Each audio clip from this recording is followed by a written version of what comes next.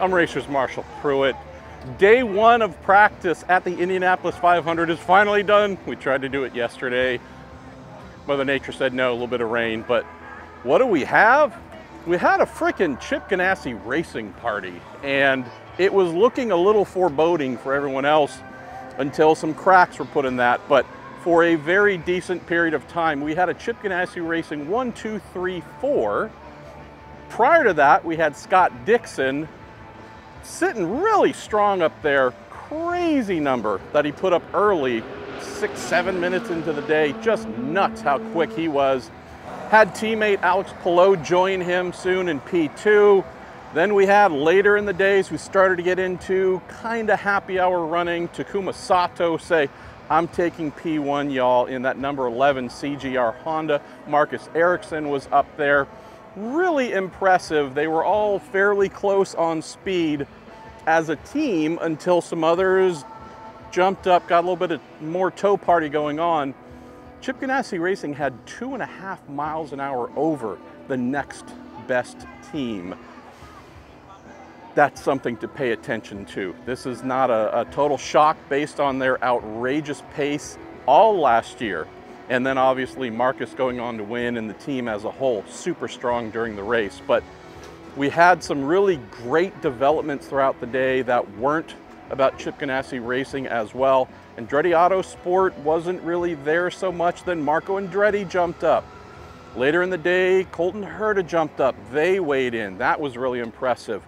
Team Penske wasn't really involved for most of the day. End of the day, Joseph Newgarden, boom, towards the front. Scotty McLaughlin jumping in. I think he went P6 with 5-10 minutes to go. Next lap moved to P5. So we're talking a drafting party. Had some folks, as Jack Harvey will tell us later, doing some qualifying simulation type stuff early, solo runs, but not hardcore qualifying attempt. Just wanted to get a read on the car, see how it felt running in isolation. But really and truly, today was about running in packs, drafting, tow parties to see what the car felt like. Who was fastest on the no-tow? When I looked last, it was Rinus VeeKay, Ed Carpenter, but just saying, for those who looked at the no-tow as an indicator of who's really good, that wasn't what today was about. I placed no value in who led the no-tows today because Rinus, for example, I think led with a 223 and change mile per hour. At that point, his fastest tow lap was a 224. I think really what it was is there's a 10-second gap. There's an algorithm that says if you are 10 seconds or more behind a car, it'll be considered no tow. I'm guessing he was 10.1 seconds behind somebody because with the tow, he was barely faster than the no tow. But today was a day to look at the tow speeds and really put stock in what went on there. What else happened that was of interest? Well, Santino Ferrucci, P3 for AJ Foyt Racing. We know the Foyt team is good here, without a doubt, but they've been on a little bit of a struggle bus of late. So Santino getting that big draft and getting up to P3, wonderful for him. We'll hear more about that in just a moment. Agustin Canapino as well. In that first hardcore attempt for drafting, he got up to P10. It's phenomenal. I think he ended up falling down to 20th or 21st, but nonetheless, today was the first real day of running he's ever done at the Indianapolis Motor Speedway. Was here for the open test, didn't get a ton of laps, but really, truly, this guy's just showing us how remarkable of a generational talent, breakout star he is. So love for him what has happened. Struggle bus return though for his teammate Callum Ilott, who was the grumpiest guy of all at the open test. As he told us, car just felt like a demon. Wouldn't respond, was doing crazy things. They worked like mad between then and now to get it right, and they got it better.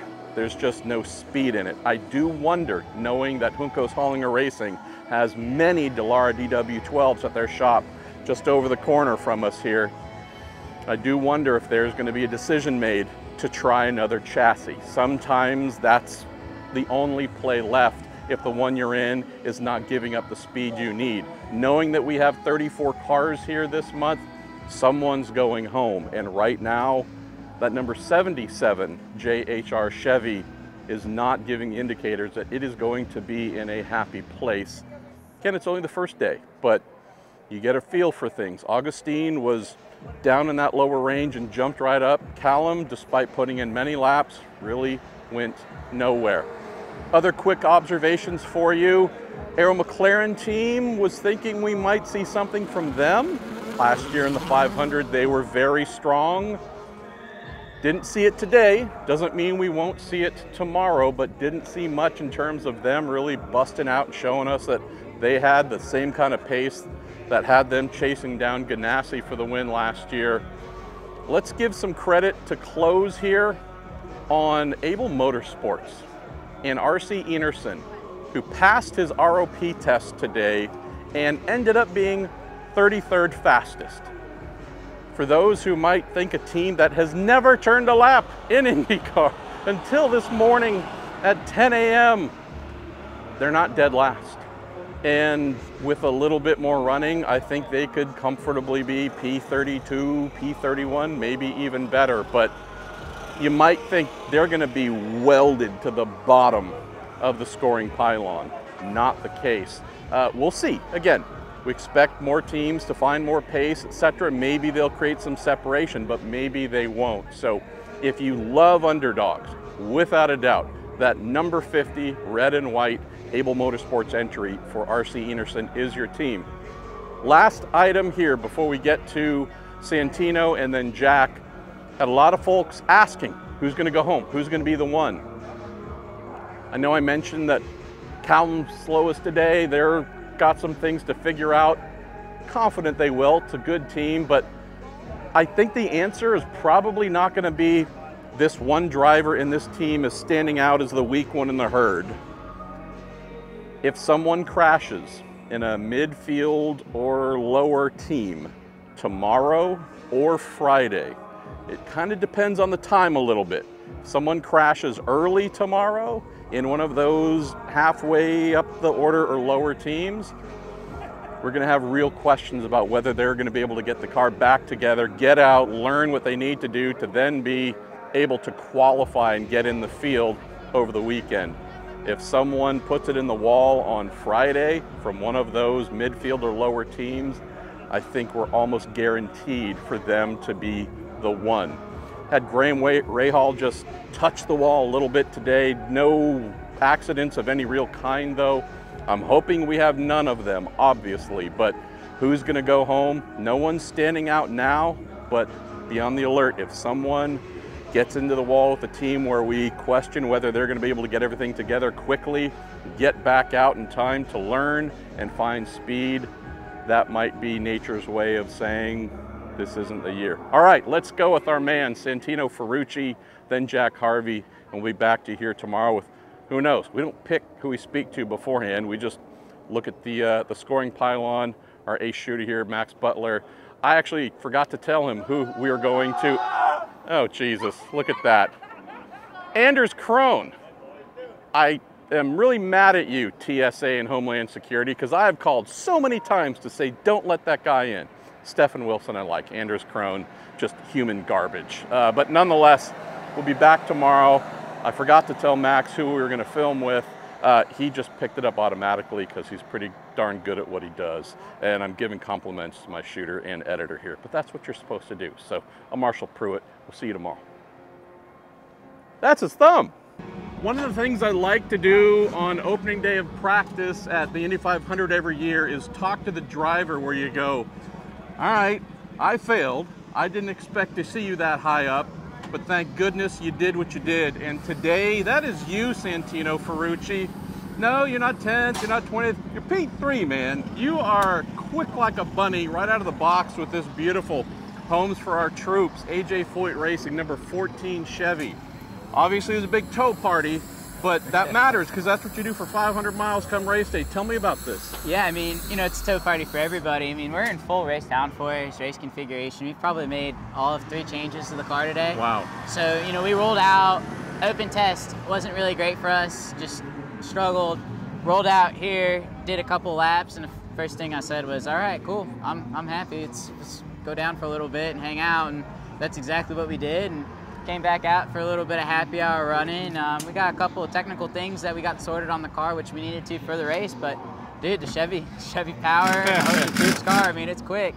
It shows it's quick.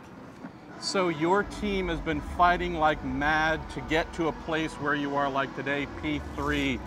We know that this place, you know, part of a house that AJ built, everybody is looking to this number 14 to do special things.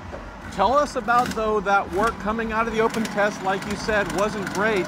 Clearly, between your feedback, the team's efforts, the engineers, you name it, y'all went to work and found something. Yeah, I mean, it's pretty cool. You get out of the car, and for the people that are here, everyone cheers for the 14. Yeah. So it's like you're really part of something special, which is unique. But I mean, we've put so much emphasis on this 500 program. I mean, the rest of the year for the road and street courses is something that we're working on 100%. But when Cannon came in, when he did towards the start of the year, it was full focus on this program. I wanted to go out there and do my job. I mean, we even passed a car in our fastest lap, so it wasn't even it wasn't even like the cleanest of toe laps can go. It's not a Marco toe lap, put it that way. Ooh, shots fired! I love that. He's king of it. No. He's king of it. But to be honest with you, like, it was just, the car is so easy to drive. I was able to follow, like, one of the biggest things is being able to follow closely. I was able to be in the gearbox of some of the best cars. Yeah. I mean, honestly, it's to be there with the McLarens, it is a big stride for us. I think the Ganassi cars still have a bit of an edge because I was around a couple of those as well, but it's a hell of a starting point for us, put it that way. Okay, so since you're P3, IndyCar wants me to shut up so you can go to the media center and talk to everybody else. So before I let you do that, and while we're here, let's talk about who and what you're representing. This is a big thank you to ABC Supply, but This is not the first time the team's doing this, but this is one of the most important sponsorship programs and fundraisers of this event. Yeah, so Homes for Troops, you know, they're building homes for veterans that obviously can't afford houses, so it's completely paid for. So all the veteran does is move in. There's nothing to it. I mean, the amount of money that we raise this month also is being doubled by ABC Supply. Yeah. So if you donate this month, ABC is matching that. So everything, every penny counts. We're building tons of homes. I mean, we even have some of the troops that are in these homes out at the racetrack with us to show support. Man, and they're just so thankful. They love the program. I think it's one of the highest donating charities. It's over 90 cents to every dollar that goes into it and into these homes. So it's you know, it's an awesome honor to represent this and the 14 car and this whole thing this month. So I can't wait. If you just want to feel good about yourself, the URL is right there. Yes, it is. On his neck. Pay a visit. Seriously, just do something good for folks who deserve it. Santino, great start to the month. Thank you, Marshall. Jack Harvey, you, yet again, doing things that impress folks. P11 on opening day in that number 30 Rahal Letterman Lanigan Honda. I love it when you're fast. Same. Obviously, today is a tow party, right? Yeah, Some folks are talking about, well, who led the no-tow? I'm like, nobody's trying to lead the no-tow today. Everyone wants to get in a group, see if their car is good or funky or what. Tell us about your day leading the Rahal organization with this number 30 Honda. Yeah, I mean, we started the day just trying to do a few quali runs, honestly, but not in terms of quali downforce or anything like that, more just procedurally making sure everything's good. And truthfully, just trying to start the month on a foundation that we trust. Yeah. I think that's the biggest thing, is just going, well, we know we can do X, Y, and Z based off of what we did earlier in the month. So I thought the Q stuff went fine. I don't know if we were jumping up and down with excitement on that. Luckily, Robbie's, you know, just putting through the... There's excitement right there. No, I'm good. So we went back to the garage for a bit, came back out, and I mean, honestly, even the first like 3 laps, I could just kind of tell that we had found something from the open test. Car just felt a lot more live, felt energized. We had some speed almost straight away, and I think it's just it's day one.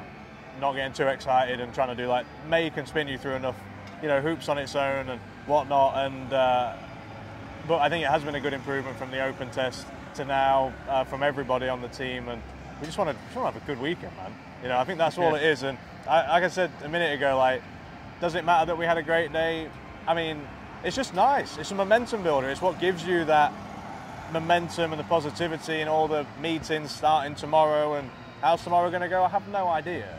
But at least we're doing it on a good foot. You've seen the potential of what's there. So we just spoke with Santino Ferrucci, who is P3, and again, they did a ton of work from the open test to here, evidenced in their pace today. Sure. And that's really what I wanted to drill down with you on, Jack. So Graham Rahal, your teammate, P13, really close. He was down, but found some things, put up a pretty big speed there.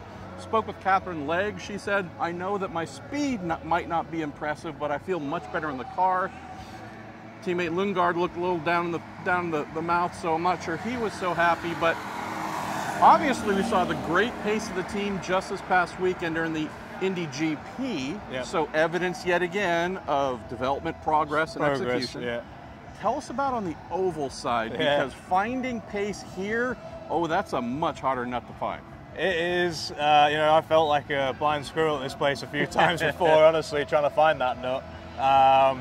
Yeah, I mean, honestly, the thing, I've said to the team a lot, the things that we can control is what we have to do better at. And honestly, sometimes that's atmosphere, it's enthusiasm, it's positivity, and it's the directions that we choose to work in and being able to more conclusively figure out quicker if it's a good path we're going down or if it's not. And if it's not, it's okay, we just got to not continue to go down it. Yeah. And I think that's where, from the open test, you know, actually that rain day that we had, albeit we prefer to be on track, I actually, looking back, think it was maybe more productive because we literally left here, went straight to the shop and got back to work, and some of the things that we thought we saw that perhaps we should target, we worked on, we've come back, we've targeted, and you know, again, it's day one, but it certainly feels like an improvement. So then it goes back to the how are we working, how are we communicating, are we getting on the same page, is it better? And when we can bring all them components together, instead of painting a picture in black and white, we're starting to throw some different shades of colour in there, and that's what I love, that we can come and, you know, not be the fastest car. I don't love that, but I love just coming and ending day one feeling like, at least from the oval stance, there's some potential. And for an old lifelong Rush fan to close day one's interviews with Tom Sawyer, it's kind of the best way possible. Hell yeah. Jack Harvey, never count this guy out. Thank you.